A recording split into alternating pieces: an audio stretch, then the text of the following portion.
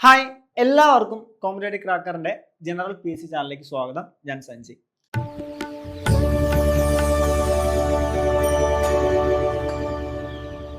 നമുക്കറിയാം dairy farm ഇൻസ്ട്രക്ടറുടെ notification വരാനായിട്ട് പോവുകയാണ്. അപ്പൊ നമ്മൾ ഈ ഒരു സെക്ഷനിൽ ഡയറി ഫാം ഇൻസ്ട്രക്ടർ എക്സാമിന്റെ ഒരു പ്രധാനപ്പെട്ട ടോപ്പിക്കാണ് ഡിസീസ് എന്ന് പറയുന്നത്, അല്ലെ? അപ്പൊ ആ ഡിസീസ് എന്ന് പറയുന്ന ടോപ്പിക്കുമായിട്ട് റിലേറ്റ് ചെയ്ത് ഒരു ബേസിക് ആയിട്ടുള്ള കൺസെപ്റ്റുകൾ, പ്ലസ് 1 പ്ലസ് 2 ലെവൽ കൺസെപ്റ്റുകളാണ് നമ്മൾ ഈ ഒരു ക്ലാസ് ഡിസ്കസ് ചെയ്യാനായിട്ട് പോകുന്നത്. സമയം കളയുന്നില്ല, നമുക്ക് ക്ലാസ്സിലേക്ക് കടക്കാം. അതിന് മുന്നോടിയായിട്ട് നമ്മുടെ കോമ്പറ്റേറ്റീവ് ക്രാക്കറിന്റെ ലേണിംഗ് ആപ്പ് നിങ്ങൾക്ക് പ്ലേ സ്റ്റോറിൽ നിന്നും ആപ്പ് സ്റ്റോറിൽ നിന്നും ലഭ്യമാണ്. ആപ്പ് ഡൗൺലോഡ് ചെയ്യുക, അല്ലെ? സൗജന്യമായിട്ട് ക്ലാസ്സുകൾ ലഭിക്കുന്നതിനും, അല്ലെ, PDF ലഭിക്കുന്നതിനും, മോക്ക് എക്സാം അറ്റൻഡ് ചെയ്യുന്നതിനും നമ്മുടെ ആപ്പ് നിങ്ങൾക്ക് പ്ലേ സ്റ്റോർ വഴി സൗജന്യമായിട്ട് ഡൗൺലോഡ് ചെയ്യാവുന്നതാണ്.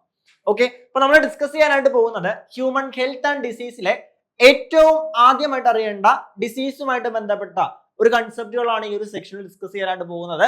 സമയം കളയുന്നില്ല, നേരെ ക്ലാസ്സിലേക്ക് കിടക്കാം. ഓക്കെ, അപ്പൊ ആദ്യം എന്താണ് ഡിസീസ്, അല്ലെ? ഡിസീസിന്റെ കറക്റ്റ് ആയിട്ടുള്ള ഡെഫിനിഷൻ നമ്മുടെ ടെക്സ്റ്റ് ബുക്കിൽ എടുത്ത് പറയുന്നുണ്ട്. എന്താണ് ഈ ഡിസീസ് എന്ന് വെച്ച് കഴിഞ്ഞാൽ അത് വളരെ ക്ലിയർ ആയിട്ട് മനസ്സിലാക്കണം.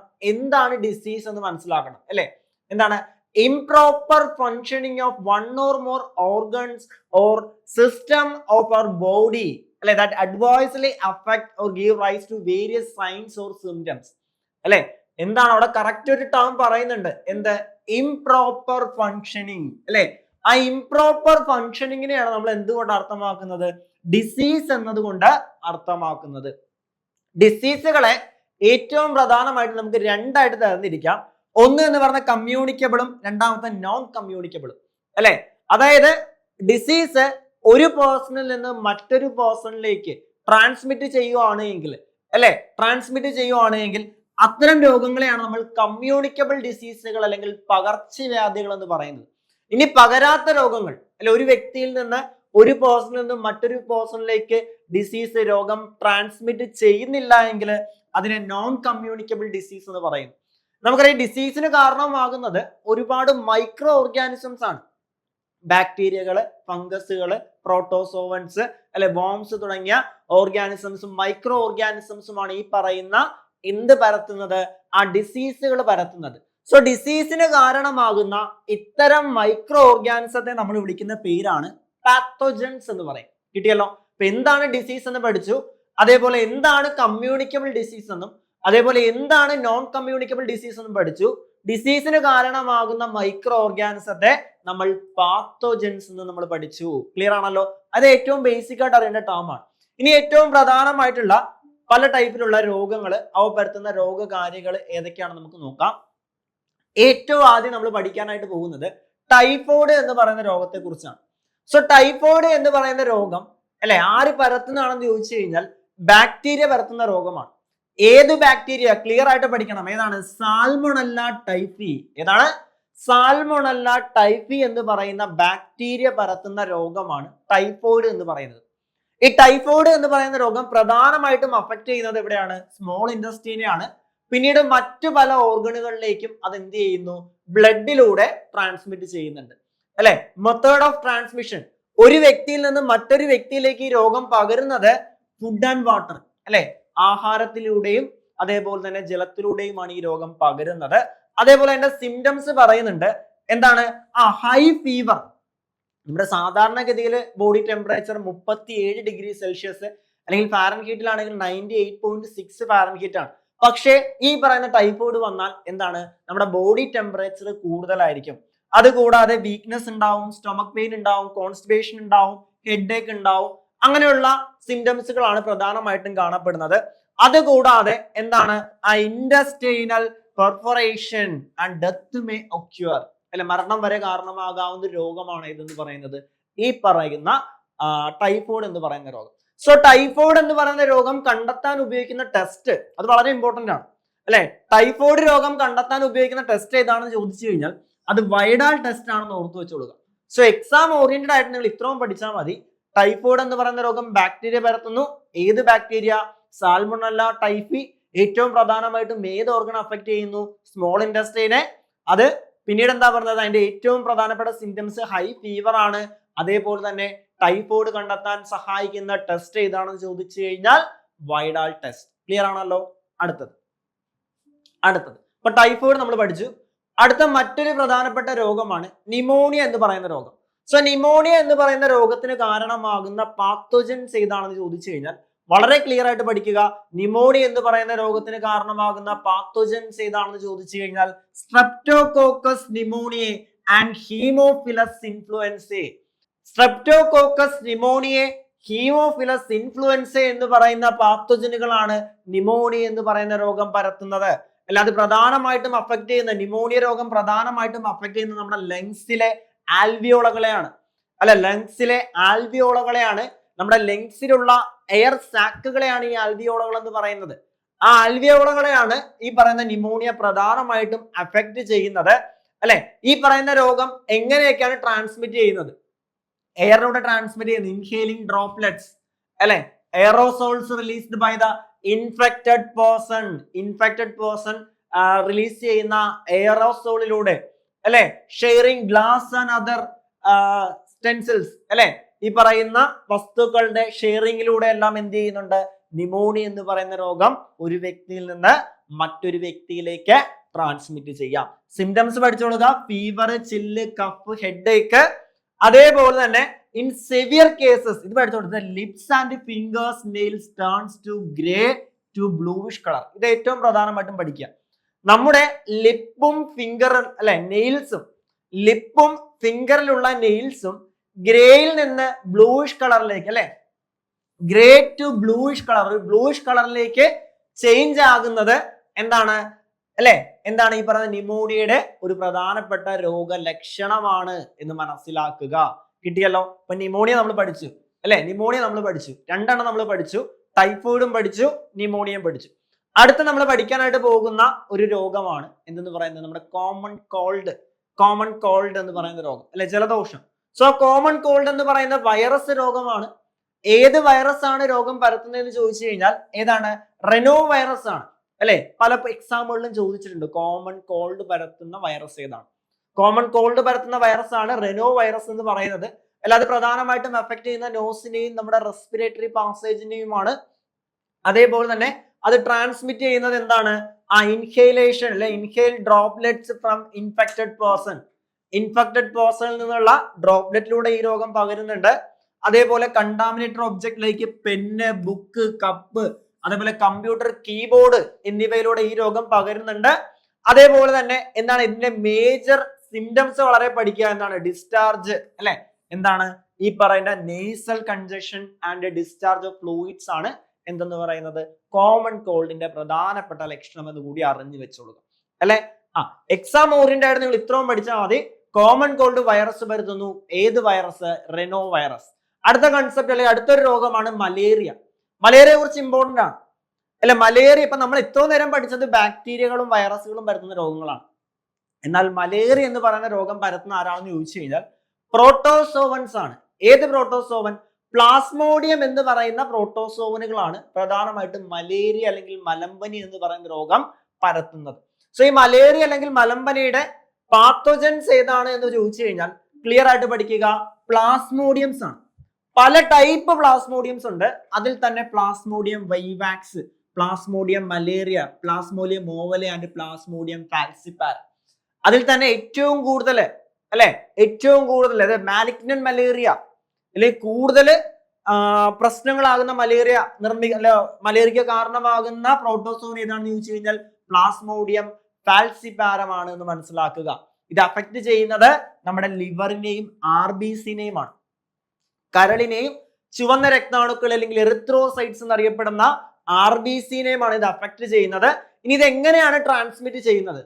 ഒരു വ്യക്തിയിൽ നിന്ന് മറ്റൊരു വ്യക്തിയിലേക്ക് ഇത് എങ്ങനെയാണ് ട്രാൻസ്മിറ്റ് ചെയ്യുന്നതെന്ന് ചോദിച്ചു കഴിഞ്ഞാൽ ആര് മുഖേന? വെക്ടറുകൾ മുഖേനയാണ്. ഏത് വെക്ടർ?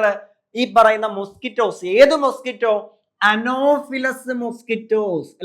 സോ മലേറിയയുടെ വെക്ടർ ഏതാണെന്ന് വളരെ ക്ലിയർ ആയിട്ട് പഠിച്ചു വെച്ചോളുക. മലേറിയയുടെ വെക്ടർ ആരാണെന്ന് ചോദിച്ചു കഴിഞ്ഞാൽ anopheles mosquitoes. Anopheles mosquitoes. Month എന്ന് പറയുന്ന രോഗമുണ്ട്. മന്ത് നമ്മുടെ ഫൈലേറിയൻ വിരകൾ പരത്തുന്ന ഫൈലേറിയാസിസ് എന്നറിയപ്പെടുന്ന മന്ത്. ആ മന്ത് രോഗത്തിന് കാരണമാകുന്ന ഫൈലേറിയൻ വിരകളെ ട്രാൻസ്മിറ്റ് ചെയ്യുന്ന അല്ലെങ്കിൽ അതിന്റെ വെക്ടർ ആരാണെന്ന് ചോദിച്ചു കഴിഞ്ഞാൽ അതും മൊസ്കിറ്റോസ് ആണ്. അത് ഏത് മൊസ്കിറ്റോ ആണ്? Culex mosquito. അത് Culex mosquito.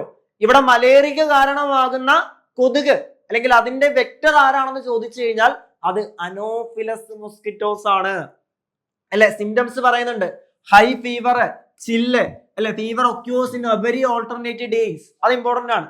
Fever occurs in every alternative days, vomiting, high fever എന്നിവയെല്ലാം ഏത് രോഗത്തിന്റെ സിംറ്റം ആണെന്ന് ചോദിച്ചു കഴിഞ്ഞാൽ മലേറിയ ആണ്. പ്ലാസ്മോഡിയം പരത്തുന്ന മലേറിയ ആണ്. അതിന്റെ വെക്ടർ അനോഫിലസ് മൊസ്കിറ്റോസ് ആണെന്ന് പഠിച്ചു വെച്ചോളുക.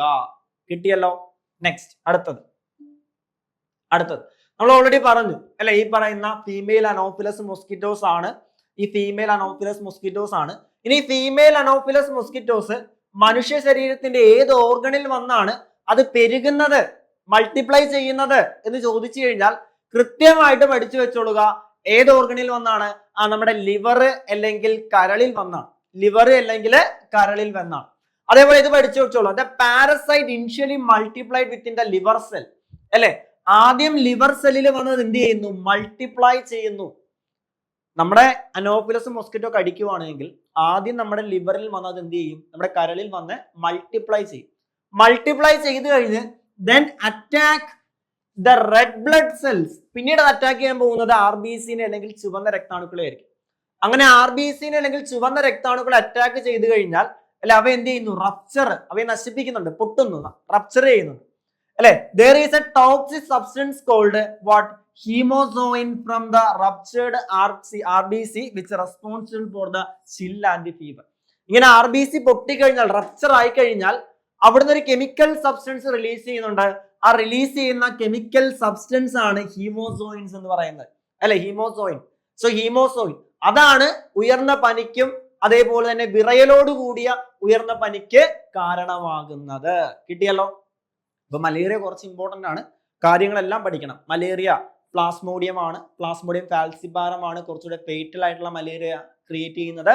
മലേറിയക്ക് കാരണമാകുന്ന വെക്ടർ ആരാണെന്ന് ചോദിച്ചു കഴിഞ്ഞാൽ അനോഫിലസ് മൊസ്കിറ്റോസ് ആണ്. അതേപോലെ തന്നെ മലേറിയയുടെ ഏറ്റവും പ്രധാനപ്പെട്ട ലക്ഷണം എന്താണ്?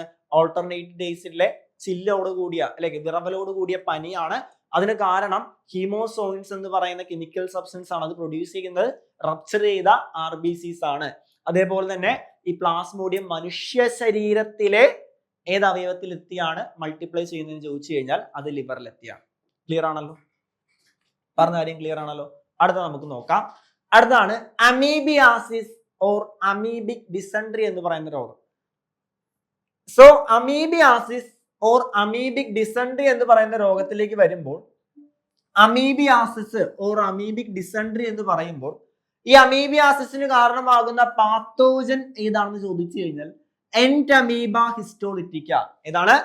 എൻറ്റമീബ ഹിസ്റ്റോളിറ്റിക്ക എന്ന് പറയുന്ന ഒരു പ്രോട്ടോസോവൻ പാരസൈറ്റുകളാണ് അമീബിയാസിസ് അല്ലെങ്കിൽ അമീബിക് ഡിസെൻട്രി എന്ന് പറയുന്ന രോഗം പരത്തുന്നത്. ഇത് പ്രധാനമായിട്ടും അഫക്ട് ചെയ്യുന്നത് ലാർജ് ഇൻഡസ്ട്രീനെയാണ്. ഇനി അത് ട്രാൻസ്മിറ്റ് ചെയ്യുന്ന പ്രധാനമായിട്ടും എന്താണ്? ഹൗസ് ഫ്ലൈ ആണ്.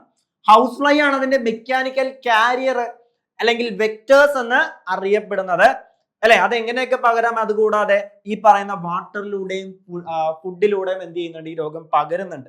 സിംറ്റംസ് എന്ന് പറയുമ്പോൾ കോൺസ്റ്റിപ്പേഷൻ, അബ്ഡോമിനൽ പെയിൻ വരുന്നുണ്ട്, ക്രാംസ് വരുന്നുണ്ട്, അതേപോലെ stool with excess mucus and blood clots തുടങ്ങിയവയാണ് എന്തെന്ന് പറയുന്നത്? ഈ അമീബിയാസിസിന്റെ സിംറ്റംസ് എന്ന് കൂടി വ്യക്തമായിട്ട് മനസ്സിലാക്കുക. അമീബിയാസിസിന്റെ സിംറ്റംസ് എന്ന് കൂടി വ്യക്തമായിട്ട് മനസ്സിലാക്കുക. കിട്ടിയല്ലോ. അപ്പൊ അമീബിയാസിസിന്റെ മെക്കാനിക്കൽ കാരിയർ ആരാണെന്ന് ചോദിച്ചു കഴിഞ്ഞാൽ അത് ഹൗസ് ഫ്ലൈസ് ആണ്. ആരാണ്? ഹൗസ് ഫ്ലൈസ് ആണ്. നെക്സ്റ്റ് അടുത്തതിലേക്ക് പോവാം. എന്താണ്? അസ്കാരിയാസിസ്. നമ്മൾ അമീബിയാസിസ് പഠിച്ചു. അതേപോലെ തന്നെ ഇമ്പോർട്ടന്റ് ആയിട്ടുള്ള മറ്റൊന്നാണ് അസ്കാരിയാസിസ്. അസ്കാരിയാസിസിന് കാരണമാകുന്ന നിമാറ്റോഡുകൾ. ഏത്? അസ്കാരിയാസിസ് ലുംബ്രിക്കോയിഡ്സ് എന്ന് പറയുന്ന നിമാറ്റോഡുകളാണ് അസ്കാരിയാസിസിന് കാരണമാകുന്നത്. ഇതും അഫക്ട് ചെയ്യുന്നത് എവിടെ തന്നെയാണ്? നമ്മുടെ ഇൻഡസ്റ്റൈനെ തന്നെ അഫക്ട് ചെയ്യുന്ന ഒരു രോഗമാണ് അസ്കാരിയാസിസ് എന്ന് പറയുന്നത്. ഇത് ട്രാൻസ്മിറ്റ് ചെയ്യുന്നത് വാട്ടറിലൂടെയും വെജിറ്റബിൾസിലൂടെയും ഫ്രൂട്ട്സിലൂടെയൊക്കെ ഈ രോഗങ്ങൾ പകരുന്നുണ്ട്. സിംറ്റംസ് എന്ന് പറയുമ്പോൾ ഇന്റേണൽ ബ്ലീഡിങ് ഉണ്ടാവും. Muscular pain, fever, anaemia. നമ്മുടെ ശരീരത്തിലെ ഹീമോഗ്ലോബിന്റെ അല്ലെങ്കിൽ അയണിന്റെ ഡെഫിഷ്യൻസി മൂലം ഹീമോഗ്ലോബിന്റെ അളവ് കുറയുന്ന സിറ്റുവേഷൻ അല്ലെങ്കിൽ ആ ഒരു കണ്ടീഷനെയാണ് നമ്മൾ അനീമിയ എന്ന് വിളിക്കുന്നത്, അല്ലെ, അനീമിയ എന്ന് വിളിക്കുന്നത്. അതേപോലെ തന്നെ ബ്ലോക്കേജ് ഓഫ് ഇൻഡസ്ട്രൈനൽ പാസേജിനെ ബ്ലോക്ക് ചെയ്യുന്നു തുടങ്ങിയവയാണ് അസ്കാരിയാസിസ് എന്ന് പറയുന്ന നിമാറ്റോഡ് പരത്തുന്ന രോഗത്തിന്റെ പ്രധാനപ്പെട്ട സവിശേഷത. ക്ലിയർ ആണല്ലോ? അപ്പൊ നമ്മൾ ഇത്രയും നേരം എന്താണ് ഡിസീസുകളാണ് പഠിച്ചത്. അതേപോലെ തന്നെ മറ്റൊരു പ്രധാനപ്പെട്ട രോഗമാണ് ഏതെന്ന് പറയുന്നത് ഫൈലേറിയാസിസ് ഓർ എലിഫന്റിയാസിസ്. നമ്മൾ പറഞ്ഞു മന്ത്, അല്ലെ, മന്ത് എന്ന് പറയുന്ന രോഗം, ഫൈലേറിയാസിസ് എന്ന് പറയുന്ന രോഗം, അതിന്റെ പാത്തോജൻസ് എന്ന് പറയുന്നത് വിരകൾ, അല്ലെ, വുച്ചേരിയാണ് എന്തെന്ന് പറയുന്നത് അതിന്റെ പാത്തോജൻസ് എന്ന് പറയുന്നത്. അതേപോലെ അത് പ്രധാനമായിട്ടും അഫക്ട് ചെയ്യുന്നത് നമ്മുടെ ലിംഫതറ്റിക് വെസൽസിനെയാണ്, അല്ലെ, അതേപോലെ തന്നെ ലോവർ ലിംബ് ജെനൈറ്റൽ ഓർഗൻസിനെയൊക്കെയാണ് അഫക്ട് ചെയ്യുന്നത്. നമുക്കറിയാം ഈ പറയുന്ന വിരകള് നമ്മുടെ ലിംഫതറ്റിക് സിസ്റ്റത്തിൽ കടന്നു കഴിഞ്ഞാൽ ഈ പറയുന്ന ലിംഫിന്റെ ഫ്ലോയെ തടസ്സപ്പെടുത്തുകയും ആ ഭാഗം സ്വെല്ല് ചെയ്യുക അല്ലെങ്കിൽ വീർക്കുകയും ചെയ്യുന്നു. ആ ഒരു കണ്ടീഷനെയാണ് നമ്മൾ എന്തെന്ന് പറയുന്നത് മന്ത് എന്ന് പറയുന്നത്, അല്ലെങ്കിൽ ഫൈലേറിയാസിസ് അല്ലെങ്കിൽ എലിഫന്റിയാസിസ് എന്ന് പറയുന്നത്. സോ ക്രോണിക് ഇൻഫ്ലമേഷൻ, അതിന്റെ സിംറ്റംസ് എന്ന് പറഞ്ഞാൽ chronic inflammations of organs where they live for many years, അല്ലെ, കുറെ വർഷങ്ങളായിട്ട് നീണ്ടു നിൽക്കുന്ന ആ ഒരു ഇൻഫ്ലമേഷൻ അല്ലെങ്കിൽ വീർച്ച, അല്ലെ. അതേപോലെ അബ്ഡോമിനൽ സ്വെല്ലിംഗ്, ലോവർ ലിംസ്, സ്കോർട്ടത്തിനെയും പെനിസിനെയും ലോവർ ലിംസിനെയും എല്ലാം സ്വെല്ലിംഗ് ഉണ്ടാവുന്നു. അതേപോലെ hence disease named elephantiasis or filariasis. ആ ഒരു സ്വെല്ലിംഗ് ഉണ്ടാകുന്നു എന്ന് പറഞ്ഞു. അത്തരത്തിൽ സ്വെല്ലിംഗ് ഉണ്ടാകുന്ന കൊണ്ടാണ് ഇതിനെ എലിഫന്റിയാസിസ് എന്ന് കൂടി വിളിക്കുന്നത്. അതിന് കാരണമാകുന്ന വിരകൾ ഫൈലേറിയൻ വിരകൾ, അതുകൊണ്ട് അതിനെ ഫൈലേറിയാസിസ് എന്ന് കൂടി വിളിക്കുന്നു. സോ മന്ത് രോഗം അറിയപ്പെടുന്ന പേരാണ് ഫൈലേറിയാസിസ്, എലിഫന്റിയാസിസ് എന്നീ പേരുകളിലൊക്കെ അറിയപ്പെടുന്നത്. പ്രധാനമായിട്ടും അഫക്ട് ചെയ്യുന്ന ഓർഗൺ എന്ന് പറയുന്നത് അല്ലെങ്കിൽ അഫക്ട് ചെയ്യുന്നത് ലിംഫതറ്റിക് സിസ്റ്റത്തെയാണ്. അവിടെ സ്വെല്ലിംഗ് ഉണ്ടാക്കുന്നു എന്നുള്ളതാണ് ഈ ഒരു രോഗത്തിന്റെ പ്രധാനപ്പെട്ട ലക്ഷണം അല്ലെങ്കിൽ സിംറ്റംസ് എന്ന് മനസ്സിലാക്കുക. അടുത്തൊരു രോഗം നോക്കാം. എന്താണ്? റിംഗ് വോംസ്, അല്ലെ, വട്ടച്ചൊറി. മലയാളത്തിൽ വട്ടച്ചൊറി എന്ന് പറയും. സോ റിംഗ് വോം അല്ലെങ്കിൽ വട്ടച്ചൊറിക്ക് കാരണമാകുന്നത് ഫംഗസുകളാണ്, അല്ലെ, ഫംഗസുകളാണ്, അല്ലെ. ഏതൊക്കെ ഫംഗസുകളാണ്? ഈ പറയുന്ന മൈക്രോസ്പോറം, ട്രൈക്കോഫൈറ്റൻ, എപ്പിഡെർമോഫൈറ്റൻ തുടങ്ങിയ ഫംഗസുകളാണ് റിംഗ് വോം അല്ലെങ്കിൽ വട്ടച്ചൊറി എന്ന് പറയുന്ന രോഗം പരത്തുന്നത്, അല്ലെ. അത് സ്കിന്നിനും നെയിലിനെയും ഫോൾഡിനെയും സ്കിൻ ഫോൾഡിനെയും എല്ലാം പ്രധാനമായിട്ടും ബാധിക്കുന്നുണ്ട്. ട്രാൻസ്മിറ്റ് ചെയ്യുന്നത് എങ്ങനെയൊക്കെയാണ്? അത് മെത്തേഡ് ഓഫ് ട്രാൻസ്മിറ്റ്, അത് ആക്ച്വലി മണ്ണിൽ നിന്നാണ് ഈ രോഗം പകരുന്നത്, അല്ലെ. പിന്നീട് പറയുന്ന ടവൽസ്, ക്ലോത്ത്സ്, കോമ്പ് തുടങ്ങിയവ പങ്കുവെക്കുന്നതിലൂടെ ഈ രോഗം പകരും. ഡയറക്റ്റ് കോണ്ടാക്റ്റിലൂടെ ഈ രോഗം പകരും, അല്ലെ. അതേപോലെ തന്നെ അപ്പിയറൻസ് ഓഫ് ഡ്രൈ സ്കെയില്, അതേപോലെ തന്നെ എന്താണ് സ്കിൻ, നെയിൽസ് ആൻഡ് സ്കാൽപ്പ് ഒക്കെ ഡ്രൈ ആകുന്നു. അതേപോലെ തന്നെ എന്താണ് അതേപോലെ എന്തുണ്ടാവുന്നുണ്ട്? ഇച്ചിങ് ഉണ്ടാവുന്നുണ്ട്, അല്ലെ, നല്ല ചൊറിച്ചിൽ അല്ലെങ്കിൽ ഇച്ചിങ് ഉണ്ടാവുന്നുണ്ട്. Heat and moisture help these fungus to grow. കൂടുതൽ ചൂടും അതേപോലെ തന്നെ മോയ്സ്ചറും ഉണ്ടെങ്കിൽ ഈ ഫംഗസുകൾ കൂടുതൽ വളരാനും പെരുകാനും ഇത് മറ്റു ഭാഗങ്ങളിലേക്ക് ബാധിക്കാനുമല്ല സാധ്യതയുണ്ട്. അപ്പൊ അതാണ് ഏതെന്ന് പറയുന്നത് റിംഗ് വോം എന്ന് പറയുന്ന ഡിസീസ് എന്ന് പറയുന്നത്. അപ്പൊ നമ്മൾ ഈ ഒരു സെക്ഷനിൽ ഏറ്റവും പ്രധാനപ്പെട്ട കുറച്ച് ഡിസീസുകളാണ് നോക്കിയത്. ഡിസീസുകളും അവ പരത്തുന്ന ഓർഗാനിസംസും അവയുടെ പ്രത്യേകതകളും സിംറ്റംസും ആണ് നോക്കിയത്. എന്തൊക്കെയാണ് നമ്മൾ പഠിച്ചത്? നമ്മൾ ടൈഫോയിഡിനെ കുറിച്ച് പഠിച്ചു, പിന്നീട് നമ്മൾ ന്യൂമോണിയ പഠിച്ചു, കോമൺ കോൾഡ് പഠിച്ചു, അതിനുശേഷം മലേറിയ പഠിച്ചു, പിന്നീട് എന്ത് പഠിച്ചു? അമീബിയാസിസ് നമ്മൾ മനസ്സിലാക്കി, അസ്കാരിയാസിസ് നമ്മൾ മനസ്സിലാക്കി, ഫൈലേറിയാസിസും എലിഫന്റിയാസിസ്, അല്ലെ, ശേഷം റിംഗ് വോംസ് വരെ നമ്മൾ മനസ്സിലാക്കി. ആ ഒരു ടോപ്പിക്കിന്റെ ഒരു ഇൻട്രൊഡക്ഷൻ മാത്രമാണ് കഴിഞ്ഞത്. ഈ ഒരു ടോപ്പിക്കിൽ തന്നെ ഒരുപാട് കാര്യങ്ങൾ നമുക്കവിടെ പഠിക്കാനായിട്ടുണ്ട്, അല്ല. അവിടെ യൂസ് ചെയ്യുന്ന വാക്സിൻസ്, അതേപോലെ തന്നെ നമ്മുടെ രോഗപ്രതിരോധ ശേഷി, ബോഡി ഡിഫൻസ് സിസ്റ്റം എങ്ങനെയാണ് പ്രവർത്തിക്കുന്നത്, WBCയുടെ സ്ട്രക്ചറുകളെല്ലാം അടങ്ങുന്ന ഒരു വലിയൊരു ഭാഗമാണ്. അതിലൊരു ഇൻട്രൊഡക്ഷൻ ഫേസ് മാത്രമാണ് നമ്മൾ ഈ ഒരു കണ്ടത്. ഓക്കെ, അപ്പൊ നമുക്കറിയാം നമ്മുടെ ഡയറി ഫാം ഇൻസ്ട്രക്ടർ എന്ന് പറയുന്ന നോട്ടിഫിക്കേഷൻ ഉടൻ തന്നെ ഉണ്ടാവും.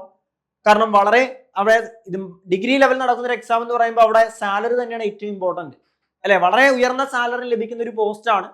കാരണം എല്ലാവരും അറ്റൻഡ് ചെയ്യുന്ന ഒരു എക്സാം അല്ല, അല്ലെ. വളരെ കുറച്ച് പേര് മാത്രം അറ്റൻഡ് ചെയ്യുന്ന ഒരു എക്സാം ആണ്. പഠിച്ചിട്ട് അറ്റൻഡ് ചെയ്യുന്നവരുടെ എണ്ണം വളരെ കുറവാണ്. സോ അതുകൊണ്ട് തന്നെ അവസരങ്ങൾ ഉണ്ട് എന്ന് വ്യക്തമായിട്ട് മനസ്സിലാക്കുക. നല്ലൊരു ഓപ്പർച്യൂണിറ്റി ആണ്.